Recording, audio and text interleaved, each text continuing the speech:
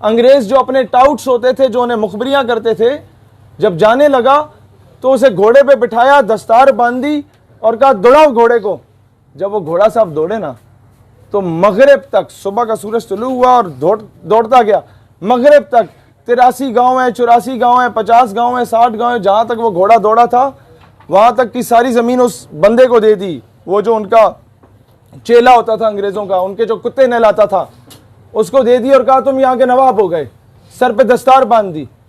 तो ये जितने नवाब बडेरे जिनके हम गिटों में बैठ के कौम के ज़मीर को 5 साल के बाद बिरयानी की प्लेट पे बेच देते हैं ना, ये वही थे जिन्होंने हुक्के भरे थे। ये वो थे जो अंग्रेज़ों की मैम साहब के सामने पगड़ी पहन के और दाढ़ी रख के, दाढ़ी और पगड़ी को बेचा था इन बदबख्तों ने। उस दौर में शराब पेश करने वाले के लिए दाढ़ी रखना लाजिम करार दिया गया था ताकि दाढ़ी की तौहीन हो। उस दौर में कोई आपके घर का दरवाजा खोले या गाड़ी का दरवाजा बंद करे, उस नौकरी पे उसे फाइज किया जाता था जिसने शेरवानी पहनी हो ताकि आपकी शेरवानी की तौहीन हो।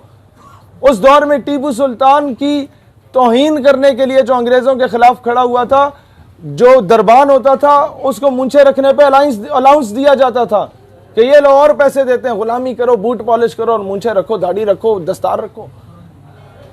हमारी सकाफत के साथ ये जुल्म हुआ और अफसोस इस बात का है, आज भी 5 स्टार होटल के बाहर चले जाओ, जो गेट आपका खोलेगा उसने शेरवानी पहनी हुई होगी।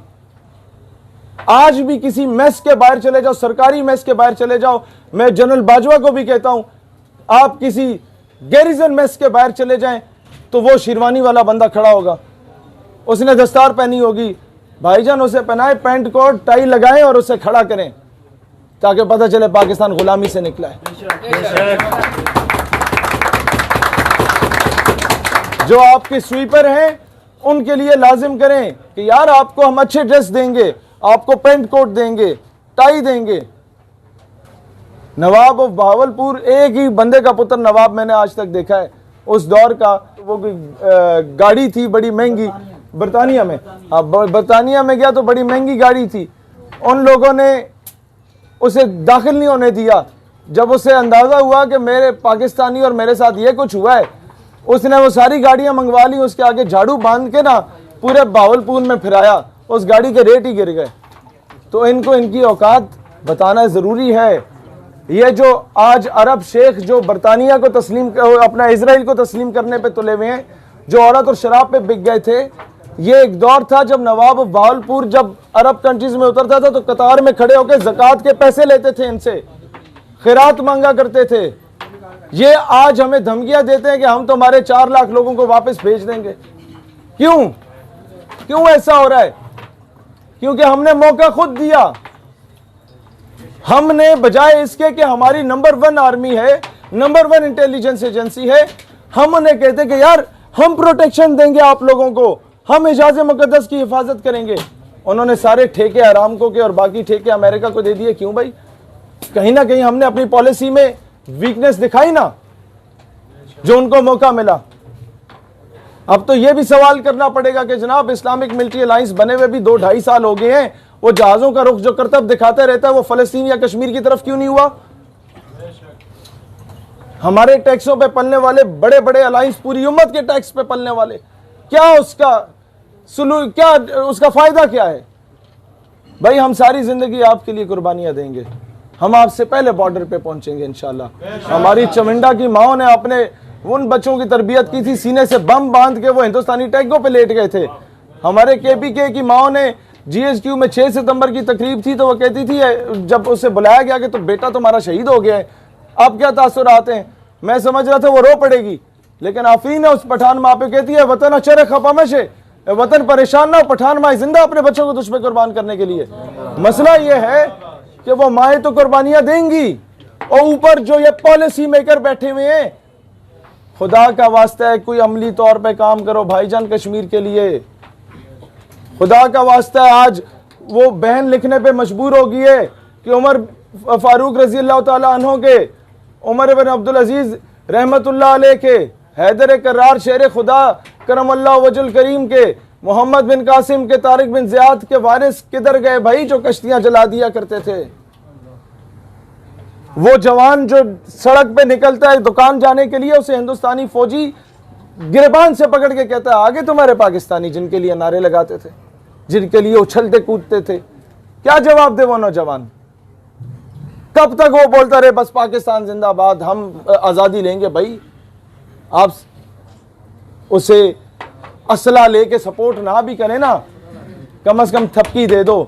कम से कम अमेरिका को यह बताओ कि भाईजान भगत सिंह अगर फ्रीडम फाइटर है, कमांडर बोसे अगर फ्रीडम फाइटर है, अगर ये ची गुवेरा फिडेल कास्ट्रो अगर फ्रीडम फाइटर है, तो बुरहान वानी भी फ्रीडम फाइटर है भाईजान। फिर ये आपके जो जैश के या लश्कर के या हिज्ब के लोग वहां बगैर तनख्वाहों के शहादतें दे रहे हैं, वो भी फ्रीडम फाइटर है भाईजान। फिर डॉक्टर मनान वानी और अफजल गुरु भी फ्रीडम फाइटर है। ये चीजें क्यों नहीं बताई जाती? उस पे कौम को तकसीम किया जाता है, कहा जाता है नहीं ये तो फलाने मसलक है, या ये पठान है, तो पंजाबी है, इसके बारे से नहीं बोलना। भाई क्यों? जब कोई खत्म नबूवत का काम कर रहा है तो बड़े बड़े उलमा हमें बताओ, क्या जो आज हमें कहते हैं कि जी आप क्यों सारे मकातब फ़िक्र इकट्ठे होकर ख़त्म नबूवत की बात करते हैं, खुद अकेले क्यों नहीं करते? भाई आप शाह अमन नूरानी से ज़्यादा पढ़े लिखे हैं। यही जवाब काफ़ी है कि जब वो सबको लेके चल सकते थे साथ ख़त्म नबूवत के दिफा के लिए, जब पीर महर अली शाह रहमतुल्लाह अलैह इकट्ठे हो सकते थे सारों को लेके हजूर की नामूस रिसालत के लिए, तो हम कौन होते हैं किसी को रोकने के? हम कौन होते हैं? हम क्यों नहीं जिहाद के लिए किरदार अदा कर रहे? हम क्यों नहीं अपने मुल्क के स्टेक होल्डर्स को फोर्स कर रहे कि भाईजान अब प्रैक्टिकल फील्ड में निकलने का वक्त है, गर्मी आ चुकी है, बर्फ पिघल चुकी है, अब जाओ ना वहां पे। मैंने तो इन्हें पहले भी कहा था जब इन्होंने एक गाने बजाए थे, ढोल मारे थे कि इंडिया जा जा कश्मीर से निकल जा, मैंने कहा नहीं निकलेगा, एक और गाना बनाओ, इंडिया दफा हो जा कश्मीर से निकल जा, शायद निकल जाए। फिर भी ना हो तो जनाब ये बड़े भाई साहब को बोलना एक फिल्म में खुद हीरो बन के तशरीफ ले आओ, शायद इंडिया निकल जाए। लेकिन नहीं निकलेगा भाई। बेच कर तलवारें खरीद लिए मसल्ले हमने, बेटियां लुटती रहीं और हम दुआ करते रहे। मसला ये है कि आज हम वजीर आज़म साहब से भी कहते हैं भाईजान कुर्सी है तुम्हारी, ये जनाजा तो नहीं है, कुछ कर नहीं सकते तो उतर क्यों नहीं जाते? अल्लाह वतन को जो मेरे लूट रहे हैं, ये देश के गद्दार हैं, मर क्यों नहीं जाते?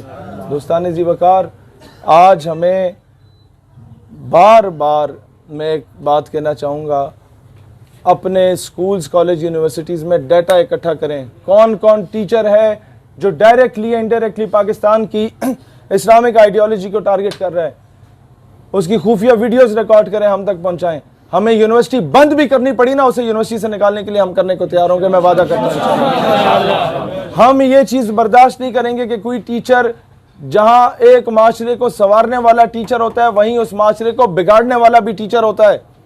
जहां उसे फूलों के गुलदस्ते पहनाने चाहिए, वहां जूतों के हार का भी वो मुस्तहिक है, अगर इस कौम के दिल से इसके मुस्तफ़ा की तड़प को निकालने की कोशिश कर रहा है। सैयदी मुर्शिदी या नबी या